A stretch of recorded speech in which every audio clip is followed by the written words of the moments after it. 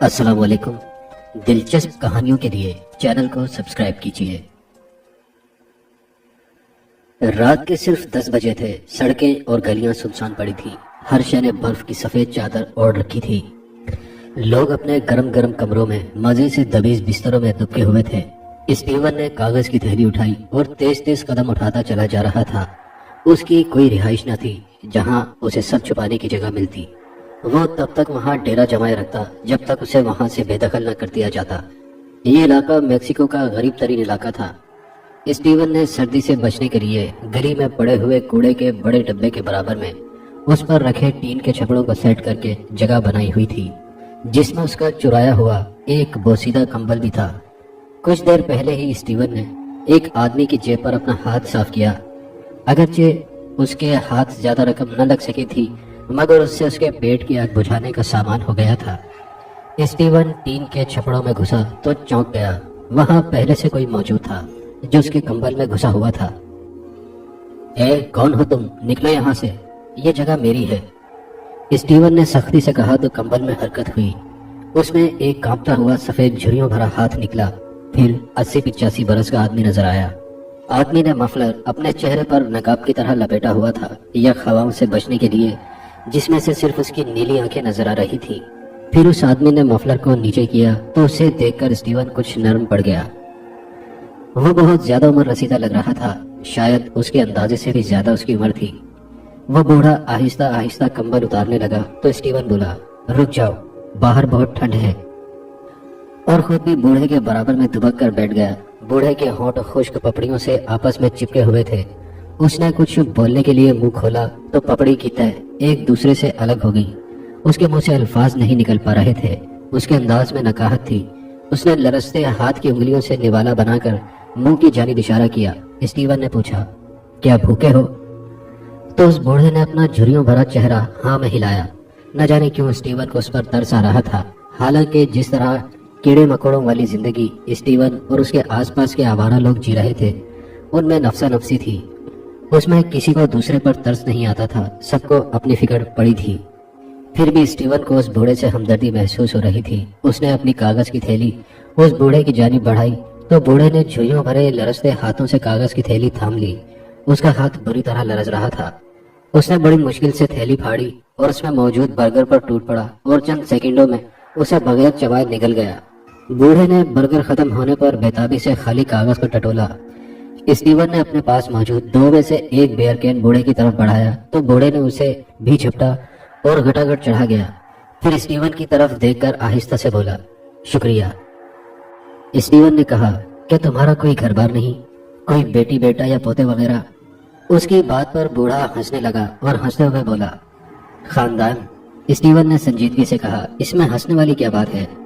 بوڑھا بولا، اگر اس کی وجہ میں تمہیں بتاؤں گا تو تم بھی اس پر یقین نہیں کرو گے۔ اسٹیون نے کہا، ایسی کون سی وجہ ہے یقین نہ کرنے والی؟ دوست، میری عمر صرف 20 سال ہے۔ بوڑھے نے کہا تو اسٹیون اچھل پڑا، پھر چند سیکنڈ بعد مسکرا کر بولا، اس عمر میں بھی اچھا مذاق کر لیتے ہو۔ تمہیں کیا لگتا ہے میں مذاق کر رہا ہوں؟ میں مذاق بالکل نہیں کر رہا، بالکل نہیں، یہ بالکل سچ ہے، رکو۔ بوڑھے نے کہا اور جیب سے اپنا شناخت والا کارڈ اسٹیون کو نکال کر دکھایا۔ اس پر درج تاریخ پیدائش سے وہ واقعی 20 سال کا بن رہا تھا، اور تصویر میں موجود نوجوان کی شکل بالکل بوڑھے جیسی تھی، بس عمر کا فرق تھا۔ یہ آپ کے پوتے کی تصویر ہے اور آپ اس کا نام اپنا بتا کر مجھے بے وقوف بنا رہے ہیں، اسٹیون نے ہنستے ہوئے کہا۔ میں نے پہلے ہی کہا تھا کہ تم میری بات کا یقین نہیں کرو گے، بوڑھے نے کہا تو اسٹیون خاموش ہو گیا اور بولا، اگر میں آپ کی بات کا یقین کر بھی لوں تو یہ سب، اسٹیون کا اشارہ بوڑھے کی عمر اور اس کی جھریوں کی طرف تھا، یہ تو ایک بھیانک راز ہے دوست، تم کیا کرو گے جان کر؟ بوڑھے نے دکھ بھرے انداز میں کہا، ارے نہیں، میں ضرور جاننا چاہوں گا، کیونکہ میری عقل آپ کی بات ماننے سے قاصر ہے، اسٹیون نے کہا تو بوڑھے نے ایک لمبی سانس بھری اور اب بولنا شروع کیا۔ میرا نام پشکن ہے، میرا بچپن ماں باپ کے جھگڑوں میں گزرا، پھر دونوں نے مجھے لاوارث چھوڑ کر اپنی اپنی راہ لے لی اور میں پارکوں میں آوارہ پھرنے لگا۔ 13 سال کی عمر میں ہی پوری طرح جوان ہو چکا تھا اور زندگی کے تمام اسباق میں نے پڑھ لیے تھے۔ چوریاں کرتا جیل چلا جاتا اور باہر آ کر دوبارہ تو چوریاں کرتا۔ پھر ایک روز میں نے ایک آدمی کی جیب تراشی، مگر بدقسمتی سے پولیس نے مجھے دیکھ لیا۔ وہ میرے پیچھے تھی اور میں بھاگتا بھاگتا ریلوے اسٹیشن پہنچ گیا۔ پولیس وہاں تک پہنچ گئی۔ میں جلدی سے ٹرین میں سوار ہو گیا۔ جہاں سے میں چڑھا تھا وہ فرسٹ کلاس ڈبہ تھا۔ میں نے اندر جا کر دروازہ بند کر لیا۔ ٹرین خوش قسمتی سے فوراً ہی چل پڑی، اور جب ٹرین کی رفتار تیز ہو گئی تو میں نے سکون کا سانس لیا، کیونکہ میں نے پولیس والوں کو باہر دیکھ لیا تھا۔ میں سیدھا ہو گیا۔ ڈبے میں اکیلی بوڑھی عورت سو رہی تھی، جس کی عمر تقریباً 80-90 سال ہوگی۔ اس کے سرہانے بلیک کلر کا بیگ رکھا ہوا تھا۔ میں نے آہستہ سے ہاتھ بڑھا کر وہ بیگ اٹھانا چاہا کہ بوڑھی عورت نے آنکھیں کھول کر جھٹ سے میری کلائی پکڑ لی۔ اس کی گرفت کسی جوان کی سی تھی۔ میں ایک دم سٹپٹا گیا اور ادھر ادھر کی ہانکنے لگا۔ عورت نے مجھے بیٹھنے کا اشارہ کیا اور بولی، اگر تم چاہو تو یہ بیگ تمہارا ہو سکتا ہے، مگر… وہ عورت کہتے کہتے رک گئی۔ مگر کیا میم؟ میں نے بےتابی سے پوچھا۔ میں سوچ رہی ہوں کہ یہ تو خود غرضی ہوئی نا، کہ میں اپنی بلا تمہارے سر ڈال دوں، عورت نے کہا اور سانس لینے لگی۔ اس کا سانس بولنے سے پھول رہا تھا۔ آخر اس بیگ میں کیا ہے؟ میں نے اچکتے ہوئے پوچھا۔ 5 لاکھ ڈالر، عورت نے لاپرواہی سے کہا۔ پاپا 5 لاکھ ڈالرز؟ مجھے اپنے کانوں پر یقین نہ آیا تو میں نے تصدیق چاہی۔ ہاں 5 لاکھ ڈالرز، عورت نے تصدیق کی مہر سخت کر دی۔ میرے خون کی گردش تیز ہونے لگی۔ میں نے اسی لمحے فیصلہ کر لیا کہ یہ بیگ چھین کر فرار ہو جاؤں گا۔ میں نے کچھ کہنا ہی چاہا تھا، اس سے پہلے وہ بوڑھی عورت بولی، یہ بیگ ایک نہ ختم ہونے والا عذاب ہے جو انسان لالچ میں آ کر خود اپنے لیے چنتا ہے، جیسا کہ میں نے کیا ہے اور اب تم کرنے جا رہے ہو۔ مگر میری بات مانو، تم اس کو نہ لو۔ ابھی تمہاری عمر ہی کیا ہے؟ تم اس عذاب سے کبھی پیچھا نہ چھڑا سکو گے۔ موت مانگو گے تو وہ بھی نہیں ملے گی جب تک کہ کوئی دوسرا اس بیگ کو اپنا کر تمہیں اس سے آزاد نہ کرائے۔ میرے ذہن میں آیا کہ یہ عورت پاگل ہے یا پھر کوئی فراڈ جو مجھے کسی مشکل میں پھنسانے کی کوشش کر رہی ہے۔ میں سوچ میں پڑ گیا۔ کیا سوچ رہے ہو نوجوان؟ عورت نے مخاطب کیا۔ مجھے تمہاری بات سمجھ نہیں آ رہی ہے۔ 5 لاکھ ڈالر ہی تو ہیں، یہ تو عذاب نہیں، عیش کا خزانہ حاصل کرنے کا سامان ہے۔ میں نے کہا تو عورت ہنس پڑی اور بولی، ہر چیز کی قیمت ہوتی ہے، اس کی بھی ہے جو ادا کرنی پڑتی ہے۔ میں نے چونک کر عورت کی طرف دیکھا۔ اب مجھے یقین ہوتا جا رہا تھا کہ اس میں ضرور کوئی فراڈ ہے۔ کیسے قیمت ادا کرنی پڑتی ہے؟ میں نے پوچھا۔ وہ تمہیں خود معلوم ہو جائے گا، بوڑھی عورت بولی۔ میں اس بیگ کو اپنے ہوش و حواس میں اپناتا ہوں۔ میں نے عورت کو آزمایا کیونکہ مجھے یقین تھا کہ بیگ میں کوئی رقم نہیں ہے۔ پھر اس بوڑھی عورت نے بیگ اٹھایا اور اسے کھولا۔ بیگ میں سچ مچ 100 ڈالر کی گڈیاں رکھی ہوئی تھیں اور ایک طرف ایک انسانی کھوپڑی رکھی ہوئی تھی۔ میں نے غور کیا تو کھوپڑی کے ماتھے پر ڈونا لکھا ہوا تھا۔ اس بوڑھی عورت نے کھوپڑی کی طرف دیکھا اور بولی، ڈونا، میں اس بیگ سے دستبردار ہوتی ہوں کیونکہ یہ نوجوان اس بیگ کو لے رہا ہے۔ پھر ڈونا نے بیگ بند کر دیا اور آنکھیں موند لیں۔ پھر چند منٹوں بعد اس نے آنکھیں کھول دی اور بیگ میری جانب بڑھاتے ہوئے بولی، میں نے تمہیں آگاہ کر دیا ہے، اب آگے تم جانو اور یہ بیگ۔ میں نے بوڑھی ڈونا کے ہاتھ سے جلدی سے بیگ جھپٹ لیا۔ بیگ میرے ہاتھ میں آیا ہی تھا کہ بوڑھی ڈونا نے دل کے مقام سے اپنے سینے کو بھینچ لیا۔ اس کی آنکھیں پھٹ رہی تھیں اور منہ کھلا ہوا تھا۔ پھر وہ برت پر گری اور ہچکی لے لی۔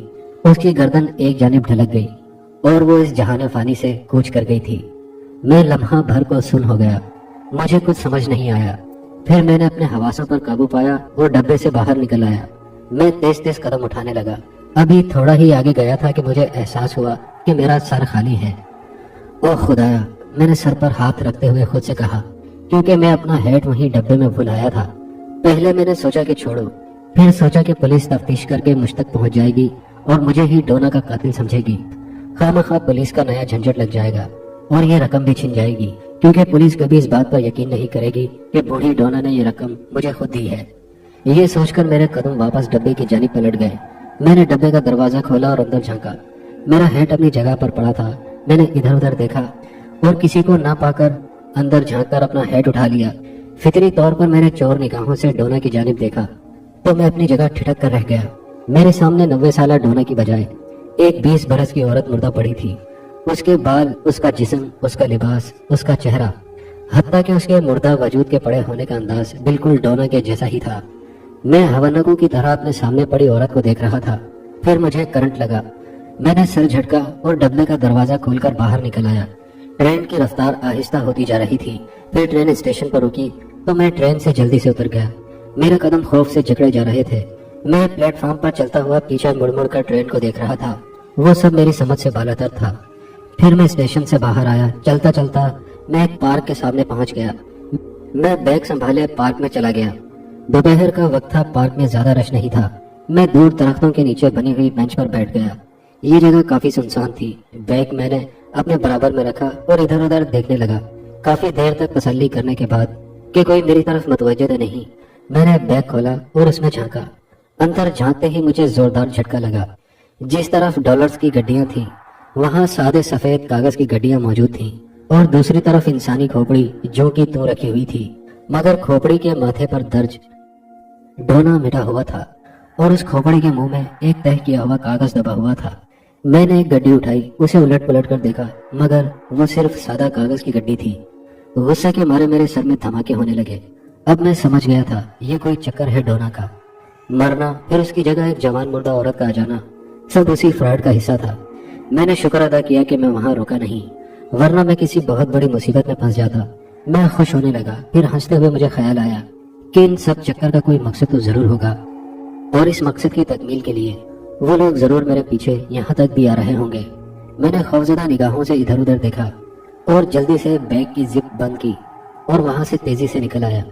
अब मुझे सचमुच डर लग रहा था, क्योंकि छोटी मोटी चोरियां करना तो ठीक था, उसके लिए मैं कई बार जेल की हवा भी खा चुका था, मगर कत्ल जैसे संगीन जुर्म के इल्जाम में सजा, मेरी तो जिंदगी ही खत्म हो जाती।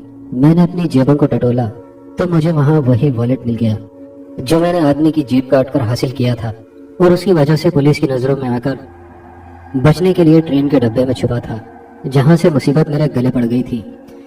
मैंने वॉलेट खोला, उसमें अच्छी खासी रकम मौजूद थी। मैंने रकम निकालकर वॉलेट रास्ते में बनी डस्टबिन में डाल दिया और दोबारा स्टेशन आ गया। फिर वहां से मैंने टिकट लिया और ट्रेन में सवार हो गया। मैं अंतोनियो के पास जा रहा था। वो मनशियात स्मगल करता था। मेरी उससे जेल में मुलाकात हुई थी और वहीं दोस्ती भी हो गई थी। मैंने मेक्सिको छोड़ने का फैसला कर लिया था और इसी सिलसिले में अंतोनियो के पास जा रहा था। अंतोनियो के पास पहुंचकर मैंने इस मामले की बिल्कुल हवा न लगने दी। बस मैंने उसकी मिन्नत की कि वो मुझे मेक्सिको की सरहद पार करवा दें और यूएसए पहुंचा दे। फिर मैंने वो सारी रकम जो वॉलेट से मिली थी वो मैंने अंतोनियो को दे दी, जिसे देखकर उसने खूब पैर लगाए और बोला, मजाक करता है, इसमें कुछ नहीं होगा, ये तू रख ले, अपनी शादी में खर्च करना। तेरी मेरी जेल में यारी हुई थी, इसलिए तुझे ऐसे ही भेज दूंगा। मैंने अंतोनियो के गले लगकर उसका शुक्रिया अदा किया और फिर मैक्सिको की सरहद पार करके यूएसए पहुंच गया। मैं इतना डरा हुआ था कि अब बैग भी मेरे पास ही था। आहिस्ता आहिस्ता मेरे पास मौजूद रकम खत्म हो गई और मेरी जिंदगी फिर गंदी गलियों में बसर होने लगी। फिर मैंने एक रोज भूख से तंग आकर सोचा, इस बैग से कागज की गड्डियां फेंक देता हूँ और बैग किसी को बेचकर खाना खा लेता हूँ। मैंने बैग खोला, उसकी हालत वही थी, कागज की गड्डियां और खोपड़ी जिसके मुंह में कागज दबा हुआ था।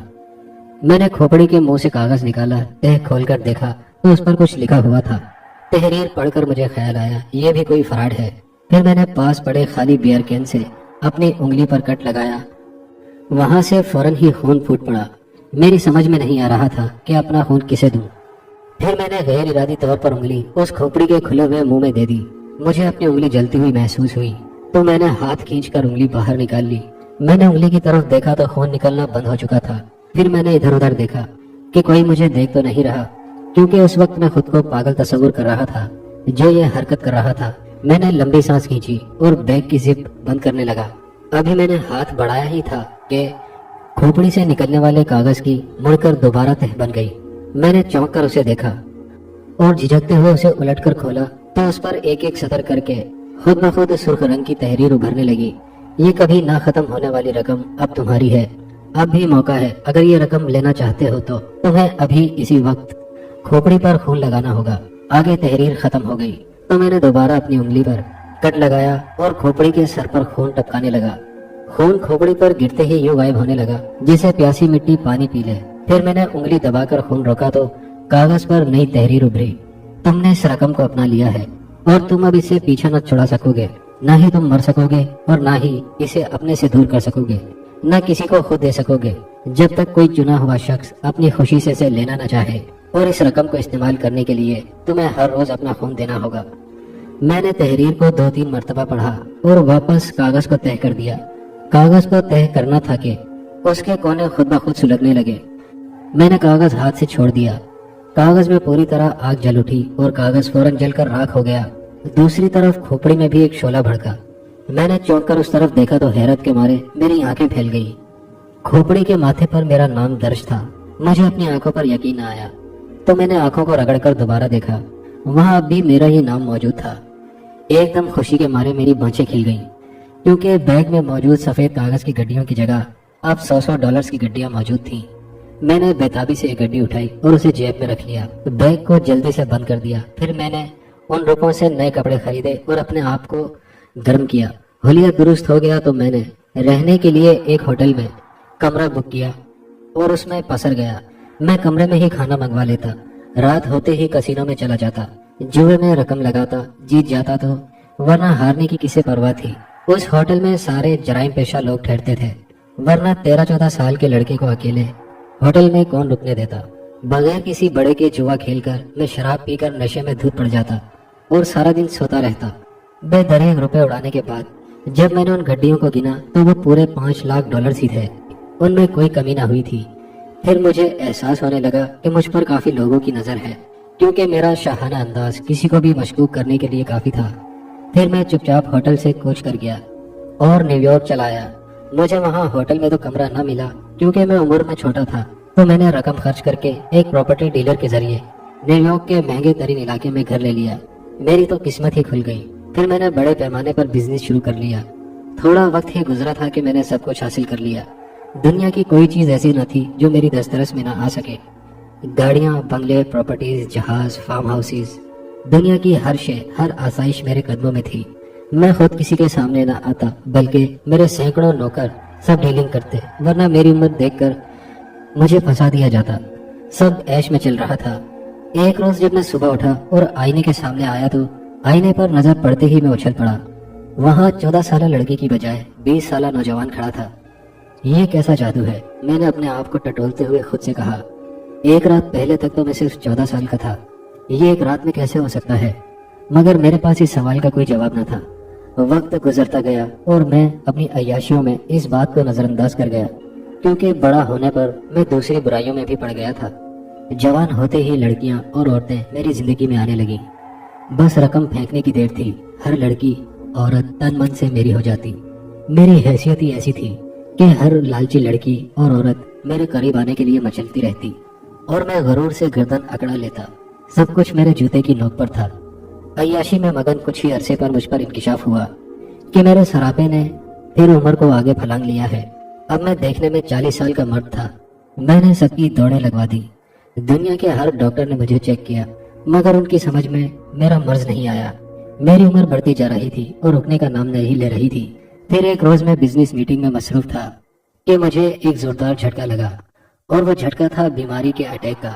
मेरे जिस्म के आज़ा अपने नॉर्मल फंक्शन से बहुत आहिस्ता रफ्तार में काम कर रहे थे। मेरे तमाम टेस्ट बिल्कुल नॉर्मल थे और रिपोर्ट्स क्लियर थी, मगर डॉक्टर्स थे कि उन्हें कोई वजह ही समझ नहीं आ रही थी कि मेरी उम्र इस रफ्तार से क्यों आगे बढ़ रही है। दुनिया की हर आसाइश और बेहिसाब दौलत होने के बावजूद मैं अपनी बढ़ती उम्र को किसी सूरत न रोक पा रहा था, जो महीनों में सालों का फासला तय कर रही थी। मैं एयरपोर्ट लाउंज में बैठा हुआ वेट कर रहा था। मेरा मैनेजर बस पहुंचने ही वाला था। वो मेरे साथ यूके जा रहा था मेरे इलाज के सिलसिले में। वहाँ मेरी मुलाकात एक शख्स से हुई। वह सामने से चलता हुआ आया और गुजरकर मेरे साथ बराबर वाली सीट पर बैठने लगा। उसका हाथ मेरे हाथ से टच हो गया था। हाथ के टच होते ही वो बैठते बैठते एकदम चौंक कर इधर उधर देखने लगा। फिर उसने अपनी आंखें बंद की और चंद मिनटों में ही खोल ली। फिर वो मुझसे खुद ही मुखातिब हुआ, क्या मैं आपसे बात कर सकता हूँ? मुझे उसकी हरकतें कुछ अजीब लगी। जी फरमाइए, मैंने उसकी तरफ मुतवज्जे होते हुए कहा। मुझे हनरी कहते हैं। उसने अपना नाम बताया। मैंने उसकी जानिब हाथ बढ़ाया। उसने मुझसे हाथ मिलाया और बोला, आप मैक्सिकन हैं? तो मैंने हाँ में सर हिला दिया। हनरी ने मेरा हाथ अभी तक नहीं छोड़ा था। फिर वो बोला, क्या आप सुपर नेचुरल पावर्स पर यकीन रखते हैं? उसने बहुत अजीब सा सवाल किया। माफ कीजिएगा, मैं आपका मतलब नहीं समझा। मैंने जवाब की बजाय उल्टा उससे सवाल कर दिया। मेरा ये मतलब यह है कि दुनिया में इंसानों के अलावा और तरह की पावर्स, मखलूकात वगैरह होती हैं। क्या आप इस बात पर यकीन रखते हैं? हनरी ने अपने सवाल की वजाहत की तो मैंने हंसते हुए कहा, नहीं, मेरा कभी किसी जिन भूत से पाला नहीं पड़ा और ना ही चाहूंगा। हाँ, अगर कोई चुड़ैल मिल जाए तो चलेगा। मेरी बात पर हनरी बोला, मैं मजाक नहीं कर रहा हूँ। اور میں بھوتوں کی بات نہیں کر رہا، خاص طور سے بلکہ اور مختلف اندیکھی طاقتوں کی بات کر رہا ہوں۔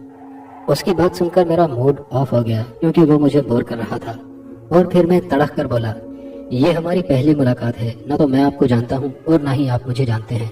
اگر آپ برا نہ مانے تو کیا آپ بتانا پسند کریں گے کہ آپ کی اس گفتگو کا کیا مقصد ہے؟ ہنری کے چہرے پر مسکراہٹ آ گئی اور وہ بولا، برائے مہربانی غصہ مت کیجیے۔